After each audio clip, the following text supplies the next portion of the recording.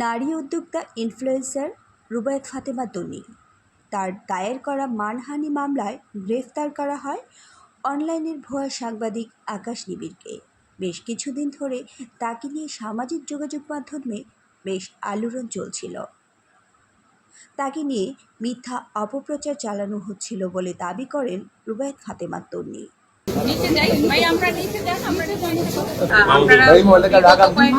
Social মিডিয়াতে এবং social মিডিয়ার বিভিন্ন প্ল্যাটফর্মে দেখতে পারবেন যে একজন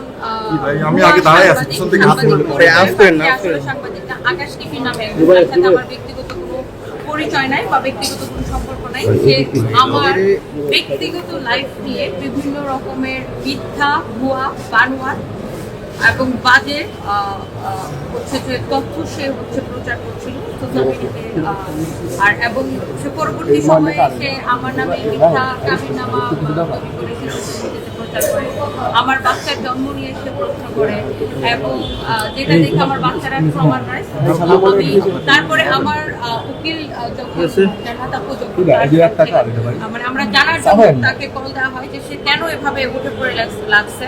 তখন সে উনারকে আমাদের কাছে কল রেকর্ড আছে যে সে উনার কাছে 12 লক্ষ টাকা চাঁদা দাবি করে অথবা একটা গাড়ি দাবি করে। তো আমরা যখন এটা অস্বীকৃতি জানাই যে আমরা কেন চাঁদা দিতে যাবো, তখন সে ফেসবুকে আরো বেশি বেশি করে এগুলো করতে থাকে, যেটা কিনা আমার মানহানি করে এবং সাথে আমার বাচ্চারা এইসব দেখে ট্রমাটাইজ হয়ে গেছে। সো এটার জন্য আমি বিজ্ঞ আদালতে বিচার প্রার্থী এবং বিচার চেয়েছি। এখন আমি দেশের আইন এবং আদালতের প্রতি শ্রদ্ধাশীল এবং আমি বিশ্বাস করি আমাদের দেশে এটার একটা সুষ্ঠু বিচার হবে এবং আপনারা সাম্প্রতিক সময়ে দেখতে পারবেন যে দেশের আরো অন্যান্য তারকারা সবাই কিন্তু এই যে সাইবার বুলিং এবং সাইবার ক্রাইমের বিরুদ্ধে আওয়াজ তুলছেন, কারণ এই ধরনের কিছু ভুয়া। তন্নি আরও বলছিল, ভুয়া সাংবাদিক আকাশ নিবিড় সে মূলত একজন চাঁদাবাজ, তার পেছনে একটি চক্র কাজ করছে। তন্নির কাছে আকাশ নিবিড়ের চাওয়া ছিল একটি বাড়ি আর 12 লক্ষ টাকা।